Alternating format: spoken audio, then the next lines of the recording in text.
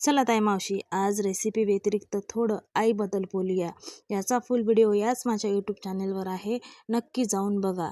आजच्या धावपळीच्या जगात आईचं आयुष्य खूप सुंदर आणि वेगळं आहे. तिचा दिवस स्वतःसाठी नाही तर मुलांसाठी सुरू होतो. सकाळी उठल्यापासून टिफिन बनवणं, शाळेची तयारी करून देणं, मुलांचा अभ्यास घेणं, यातच तिचा दिवस पूर्ण निघून जातो. कधी तिचा चहा थंड होतो, कधी जेवण उशिरा होतं, पण मुलांची काळजी मात्र कधी कमी होत नाही. कारण आईसाठी तिची मुलं हा तिचा सगळ्यात मोठा आनंद असतो.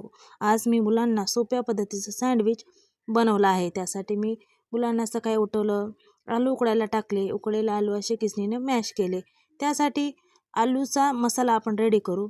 त्यासाठी मी हिरवी मिरची, लसूण, आलं घेतलं, त्यात जिरं मिक्सरला वाटलं. कढई ठेवू, त्यात कांदा टाकू, कांदा छान परतवू आणि वाढलेलं वाटण त्यामध्ये टाकू. अशा सोप्या पद्धतीत आलूची चटणी करायची. हे आलूपासून आपण सोप्या पद्धतीत सँडविच बनवणार आहोत. हे सँडविच तुम्हाला कसं वाटलं, नक्की याचा फुल व्हिडिओ याच चॅनलवर आहे, जाऊन नक्की बघा. आवडल्यास लाईक करा, शेअर करा आणि सबस्क्राईब करा. तुमचं एक सबस्क्राईब नक्की मला पुढे नेऊ शकेल.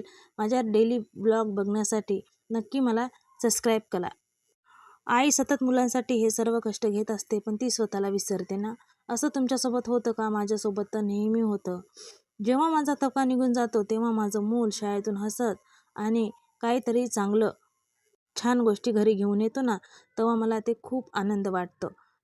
त्यातलेच तुम्ही आहे का? तुम्हालाही तसं होतं का? नक्की मला कमेंटमध्ये सांगा. मी जिथले चुकले, तिथे मी अडखळले, तिथं मला सपोर्ट करा आणि मी तिथून सुधारवायचा मी नक्की प्रयत्न करेल. बघा, इथं मी पिकनिक ब्रेड घेतला, त्याला आपला मॅगी सॉस लावला आणि आपण पोटॅटो चटणी जी बनवली ते त्याच्यावर टाकली, दुसरी ब्रेड ठेवली आणि चांगली प्रेस केली. असे 2-3 सँडविच आपण रेडी करू आणि एक साईड काढू. तवा गरम करण्यासाठी ठेवू. तव्यावर तुम्ही बटर किंवा तेलाचा वापर करू शकता. माझ्याकडे बटर नव्हतं, तूप नव्हतं, म्हणून मी इथे तेलाचा वापर केला. मस्त खरपूस असे सँडविच दोन्ही बाजूला खरपूस भाजायचे.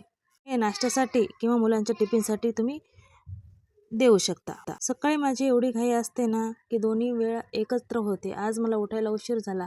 माझ्या मिस्टीचे खूप लांब लांब केस आहे. थोडासा गुंता झाला तरी तिला खूप त्रास होतो वेणी घालायला. बघा, तिचा टिफिन रेडी केला, तिला शाळेत पाठवलं. आज मुलांना सँडविच दिलं.